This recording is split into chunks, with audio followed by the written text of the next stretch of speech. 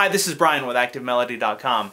Well, if you're a fan of the Chicago blues style, but you don't have a full band to back you up, this would be a great lesson for you because this is that kind of Chicago blues style. It's not your finger style stuff. It's something you can do on electric guitar with a lot of bends, and you can play with a little bit of overdrive, but you don't need a jam track or you don't need a band. We're going to break everything down note for note, and I'll explain where all those notes come from so that you can start to use these licks when you improvise and when you create your own music. So I've got the lesson split into two parts. In this video, we'll take a look at the first half. If you'd like to watch the second half, there's no jam track to download for this, but if you want the tablature for this as well, you can get those things by going to ActiveMelody.com, go to the weekly lessons page, and do a search for EP299. Alright, so for this week's guitar lesson, I wanted to contrast what we did last week. Last week's lesson was EP298, so if you're seeing this out of context, you can go to ActiveMelody.com and look that up. But last week we were also playing a blues composition like this. However, we were playing the chord changes. So what that means is, as the chords would change, we would change scales and arpeggios to match those changes. It's a much more sophisticated sounding blues that you get. It sounds a little more jazzy or even like western swing, but it's a lot more difficult to do because you have to really be anticipating all those changes. And to me, it kills some of the mojo when you're playing the chord changes. That's just me though. That's because I'm not that good at it. I know there's some really great players that can be very soulful with it. I always have to think too much when I'm trying to play chord changes. However, what we're going to be doing this week is we're going to be playing a 12-bar blues solo composition by ourselves, but we're only going to be thinking about just staying in the key of the song. So the song is in the key of A, so that means everything we're going to be playing is either A minor pentatonic or A major pentatonic. That's it. It simplifies it. We have less variables to worry about, which means we can be a little more expressive in our playing. So I find that to be when you come into soulful playing or playing that has some mojo, that's why so many artists gravitate towards this style of playing. And most of your Chicago blues guys like Eric Clapton or Buddy Guy, B.B. King, Albert King, those guys tend to just stay in the key of the song. I'm generalizing. I realize at some points they'll switch and play the chord changes, but for the most part they'll just stay in the key of the song. So that's what we're going to be doing. It's a fun way to play the blues. And so this song is in the key of A, and it starts like this. This is the first thing we're going to start off with.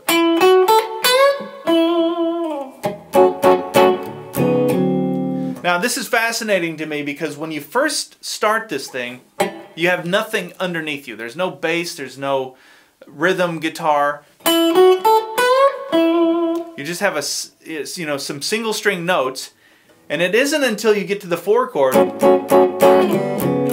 that it starts to all make sense. As soon as you hear that 4 chord, you know what's up. You know, okay, cool. It's a blues kind of thing. Even though you haven't heard a bass or anything underneath it, your ear starts to put it together because you've heard that format. And so that's how we're going to start this thing. If we were looking at the chord structure of this, it'd just be an A6 chord. Then we go to the D9 chord or 4 chord, and then back to the A6. It's just a 12-bar blues played that way. Now, it starts off with this B.B. King style lick, and we're going to be playing these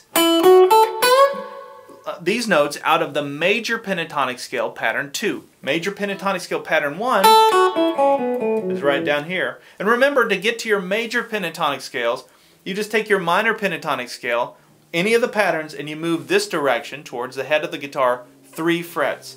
So pattern 2 then is right there for the major pentatonic scale for A, and that's where we're going to start. Most of B.B. King's solos, a lot of them, probably 70 to 80% of his solos were played in the major pentatonic scale. He would jump into the minor here and there, but as a blues guy, I always found that fascinating that as a blues guy, he hung out in that major pentatonic scale and got so expressive with it. So, it's the 5th fret 2nd string, 7th fret 2nd string, 5th fret 1st string, and then we come to the 7th fret 1st string and we do a full bend, but you don't drop the bend. You don't let it come down. You just kill the bend with your right hand right at the height of the bend. That's a full bend, which means we're going 2 frets higher than where we started. So from the beginning, and then we're going to come to that 5th fret 2nd string. Now I want you to take a look at that lick.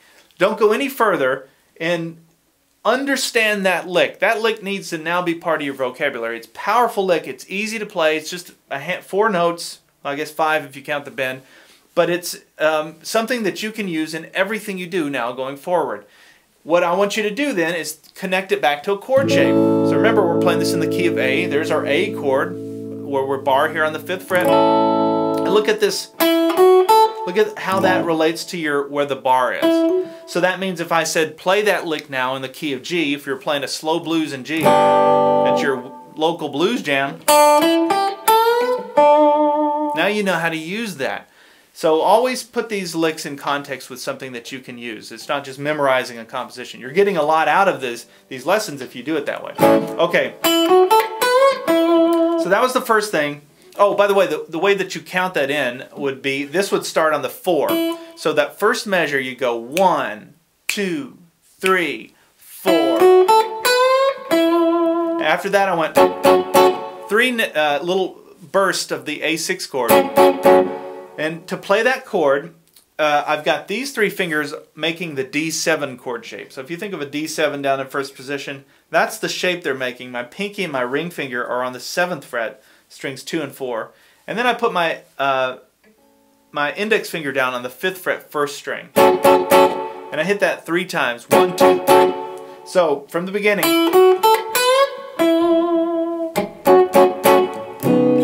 Now we're going to slide into that 4 chord. That's the moment where it all comes into clarity as to what's going on here.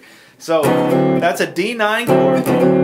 And to make that chord, these 3 fingers are also making that D7 chord shape. This is a prominent shape throughout the neck of the guitar. So there's your D7 shape. Actually, that's a D7. This is a D7 as well. But then I put my pinky down on the 5th fret, 2nd string. And I play those middle 4 strings. It's a great chord. And so now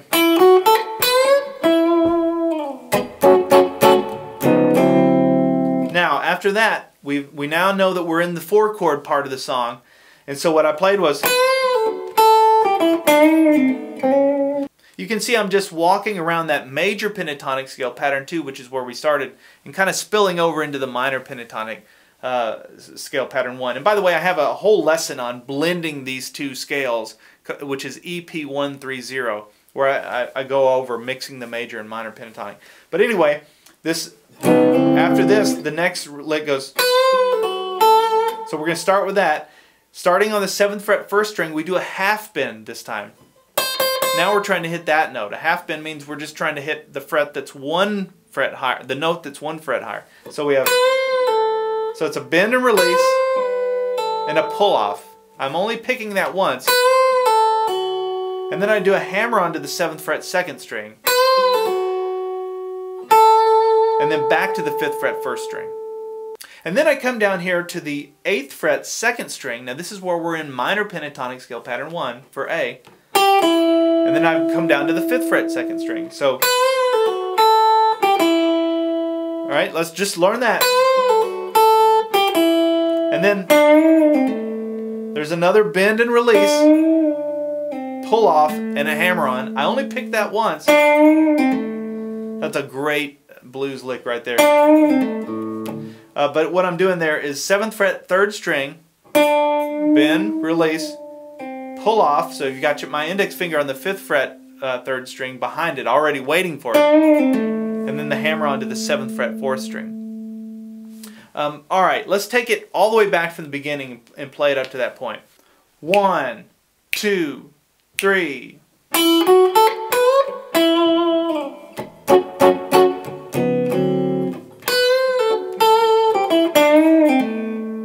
Alright, starting to make sense. And then after that, I did a hammer on from the 5th fret to the 6th fret on the 3rd string. Now that note is obviously not in the minor pentatonic scale. It sounds kind of happy. Well, that's because it's in the major pentatonic scale, pattern 2. The other way to think about that is your A chord. That's your 3rd interval in your A chord. You're just hitting it there, that note that's in the chord. So there's 2 ways to kind of visualize what just happened there. Okay, now after that I played. That's a really cool blues lick that I use all the time. Easy to play. It's the 5th fret, first 2 strings. We're going to bar that. And then come up here and play the 7th fret, 2nd string. And then the 5th fret, 1st string. So you have... Now remember that lick. That's another takeaway lick. Let's apply that to another key. Let's apply that to B. If you were playing a blues in the key of B, you could go... You've got that lick. Now, don't just take that lick. Look at all the stuff that you can do with it. Take some of these other notes now that we're learning and start to put it together, and you can create solos. They're like Legos. I'm giving you all the little blocks. Now you can start to put them together and make your own stuff. Okay, so yeah, after I played that 5th fret 1st string, I came up and matched that note, but this time on the 10th fret 2nd string. And all I did there in my mind is I slid up to minor pentatonic scale pattern 2. Minor pentatonic scale pattern 2. Remember, we started in major pentatonic scale pattern 2, but now we're up 3 frets to minor pentatonic. So, okay. Now after that I went from pattern 2 back to pattern 1. And I hit this double stop here, which means I'm playing 2 strings at once there. So that would be the 8th fret 2nd string, 9th fret 3rd string. That's just 2 notes out of pattern 2. Slide it down to 7th fret 3rd string, 5th fret 3rd string, 7th fret 4th string. So, and then that last note is the 5th fret 3rd string. And all that is just walking us from pattern 2 back down to pattern 1. This, by the way, is like Blues 101. Like, that is in every blues song. Maybe not everyone. Probably is at some point in every blues song. You got to know that. Know it in relation to your, your chord shape or your pentatonic scale. However you can connect it to something you know. But that is a really, really powerful thing because you can use it over and over again. I use that if I get lost. If I'm ever improvising a blues, not sure where we're at in the song, I can always go into that and milk it until I can get back on track. Let's back up from the beginning now and play up to that point. 1, 2, 3.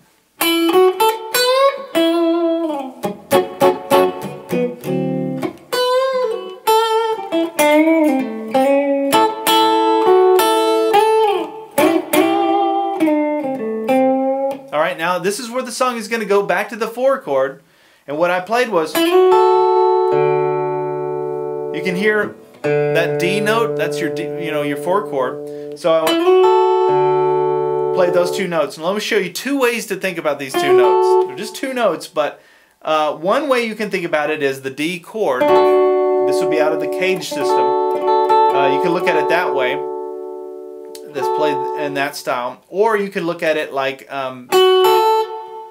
2 notes that are in the major pentatonic scale for the key of A. Remember, even though we're going to the 4 chord, which is a D chord, we're not playing the chord changes, so we can stay in the key of A. That's what I mean by staying in the key. So we can just play those 2 notes out of the major pentatonic scale for A. Alright, so the notes are 7th fret 2nd string, 5th fret 1st string. And then you come down and hit the open 4th string. Now after that 5th fret 4th string,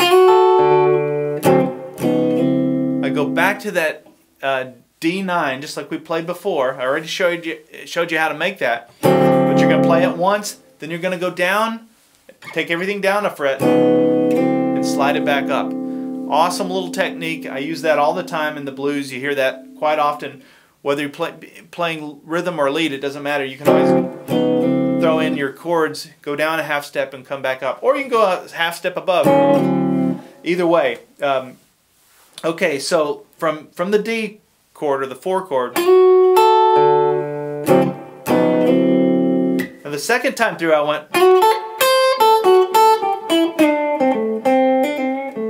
And that gets us back to the 1 chord. Awesome set of notes there.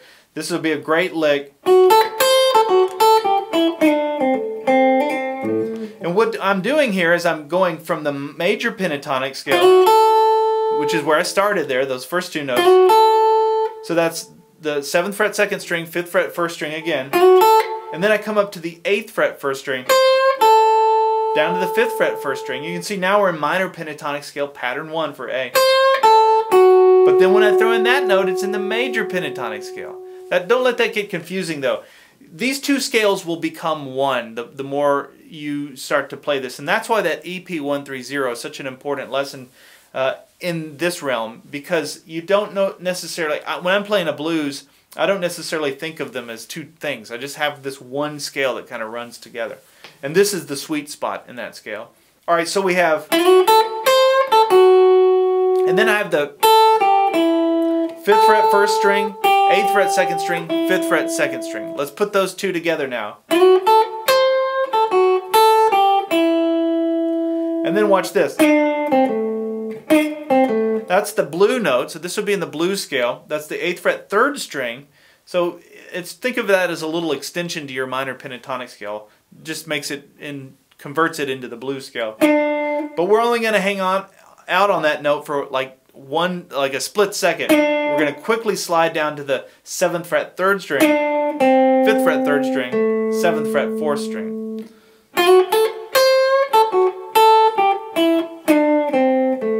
There it is. And then after that, there's the hammer-on that happens between the 5th fret and the 7th fret on the 3rd string. See, I picked it once, and then we're back to the 7th fret 4th string to end that lick. So all together then we have this.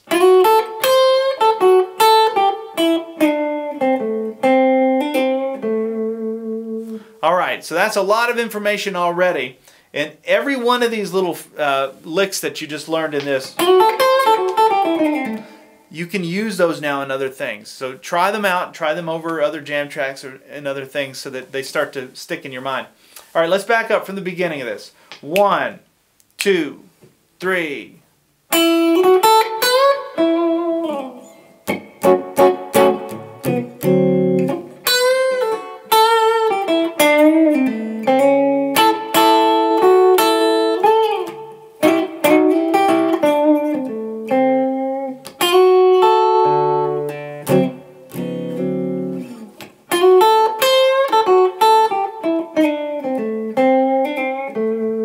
After that, look at that. So once we hit that 7th fret 4th string, I'm going to hit that's an A note. I'm going to hit the open A note, which is an octave lower than that on the open 5th string. So, and then I go into the standard blues kind of response thing. So with that open A, I'm going to go ahead, while that note rings out, and take my index finger and bar the first 4 strings on the 5th fret. But the key to getting this sound is to play strings 4 and 3, not 2, 3 and 2. A lot of times people will do it that way, but I think it sounds even better to play 4 and 3. Those two notes. So with that bar there, 4 and 3, we're going to do a hammer-on to the 6th fret 3rd string. And then I'm going to come up here and bar the first 4 strings on the 7th fret and play strings 4 and 3. And then back to 4 and 3 again on the 5th fret with another hammer-on to the 6th fret 3rd string. So all together, while that A note rings out, that's what you're going to end up with. Now, if you're playing blues in A, you've got the ultimate weapon with that. You can play it slow, you can play it fast. It's very, very useful set of notes that you can incorporate into your thought process. All right, so let's take this from where we go into the 4 chord. So you have,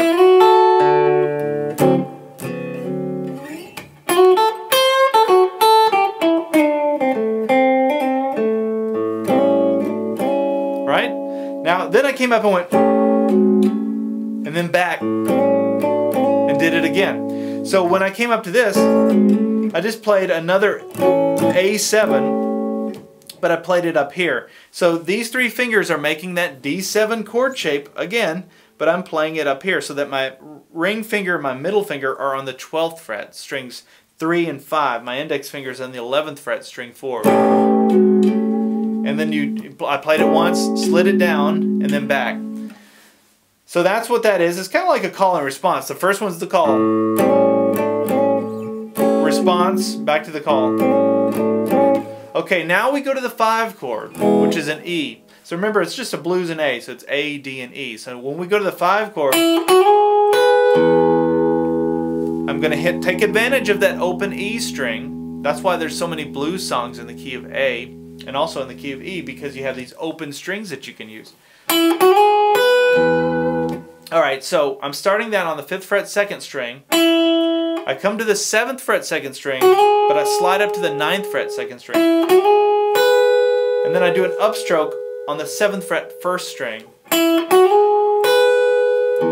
And then I play that open E string, or that 6th string. So it sounds like this. Now after that, while that E is ringing out, I played 2 upstrokes on the 1st string with a hammer-on between the 7th fret and the 9th fret. So I've already got my finger on the 7th fret, that doesn't have to move. But I'm just hammering onto that 9th fret. And then back to the 7th fret. Middle finger goes down on the 8th fret 2nd string. Ring finger goes down on the 9th fret 3rd string. So you can see these three are making a little stair step. Now what just happened there? There's a couple of ways you can think about this. One is, when you're playing over the 5 chord, a lot of the time you'll hear your blues players switch scales and actually do play the chord changes over the 5, just the 5 chord though. And so that's kind of what's happening here. That's one way to look at it. But the other way to look at this is to just to visualize pattern 2 for the key of A. And so those 2 notes are in pattern 2 of A. So even though we're playing over an E chord, they still work just fine. So that's what I was doing. I was just visualizing pattern 2 of the minor pentatonic scale for A. And a third way to think about this is for your chord shape. So we're playing over an E chord. So imagine your chord looking like this is using the A chord shape out of Caged, even though it's an E chord. But I've explained this in other lessons where you have a little walk down you can do between the frets where your fingers are to make that chord. So in this case it would be the 9th fret and the 7th fret. So you can see where that lick started by me picturing that chord shape and going into that hammer-on between the 7th fret and the 9th fret. So for example, if we were doing it over a D,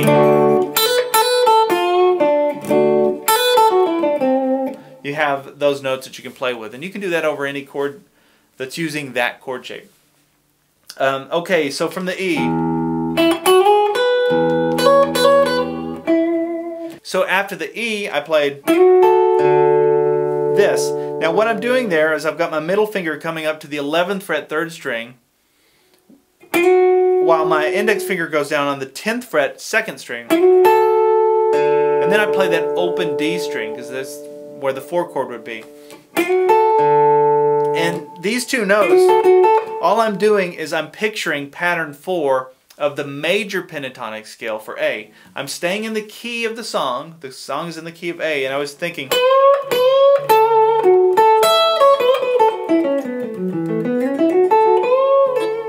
pattern 4, which is right there. So I knew once we played the E, I could just slide up and go right into pattern 4 for A. So what that's doing is I'm not worrying about the E chord or the D chord necessarily. I don't have to think about that. I just have to think about, well, if I'm here in pattern 2 of the minor pentatonic scale for A, what's nearby? And I know that I can always slide that up 2 frets and go into major pentatonic scale pattern 4. That's just something I've learned over the years.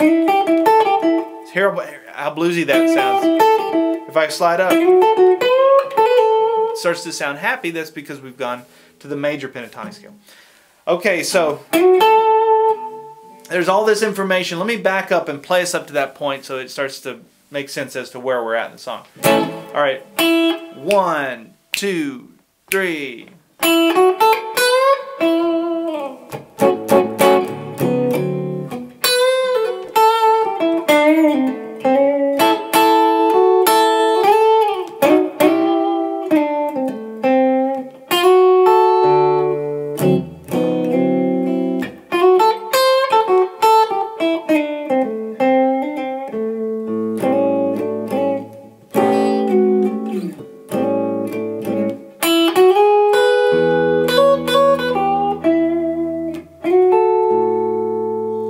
Alright, so that's where we're at. It's actually the D. Now after that I played a lick that goes... Sounds really complicated, but it's simple. What I'm doing is I went right back to pattern 1 of the minor pentatonic scale for A. Even though the song is over the D chord, doesn't matter. I just went right back to home and played this little fast run that just walks right down pattern 1 of the minor pentatonic scale. So to do that bend, it's the 8th fret 2nd string. I'm doing a full bend there. Now it's hard to put a vibrato on a bend. I realize that when you're bending, when it's at the height of its bend. If you've got a tremolo, that's one way to do it. Otherwise, you could just bend it.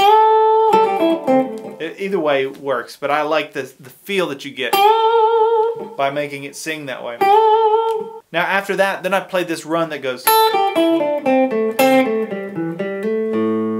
Now that's just pattern 1, minor pentatonic scale for A. Starts on the 5th fret 1st string, 8th fret 2nd string, 5th fret 2nd string, 7th fret 3rd string, 5th fret 3rd string, 7th fret 4th string. So you can see it's just right down the pattern. Now from here I'm going to back up to the 5th fret 3rd string and play. So it's 5th fret 3rd string, 7th fret 4th string, 5th fret 4th string, 7th fret 5th string. Let's back it up from the beginning of that run.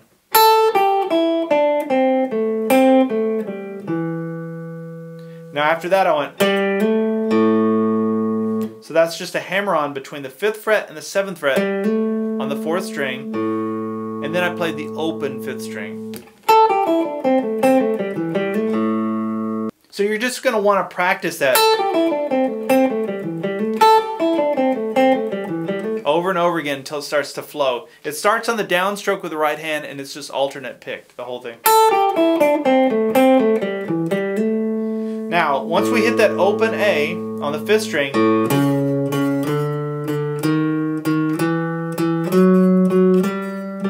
classic bass walk up. So it goes from the A, and then I'll show you some chords that we can play along with that bass walk up. A to the 4th fret 5th string, there's the 5th fret 5th string, these are all on the 5th string. 4th, 5th, 6th, 7, then we skip one and we come up to 9, 10, 11. Now in addition to those, you're just going to play the notes themselves on that open 5th string and the 4th fret, but then when we come to the 5th fret, use your middle finger and then let these 2 fingers fall in place to make that 7 chord. That's really a C7 chord. We're just playing the bottom part of it. Don't worry about the C. Some of you are going to say, oh, hey, well, the C shouldn't fit in there. It doesn't, but it's just these are just passing to get us up to the 5 chord, which is an E rather. So once we get to that note, that bass note, just make sure you use your middle finger so you make the rest of the chord. Slide the chord up to, you can see what's happening there. That bass note is just going where it was originally, but these notes are following it, creating chord. And then I'm going to come up here and play a D chord, but like this. So I've got my, so think your D chord shape, D chord using the A chord shape out of Caged, and then replace where your pinky is, or your ring finger, this finger, with your index finger, and put your ring finger now, in this case it would be on the 9th fret, 5th string, and play the D chord like that, and then walk that up too. That's the same as Wind Cries Mary. Same kind of concept. So,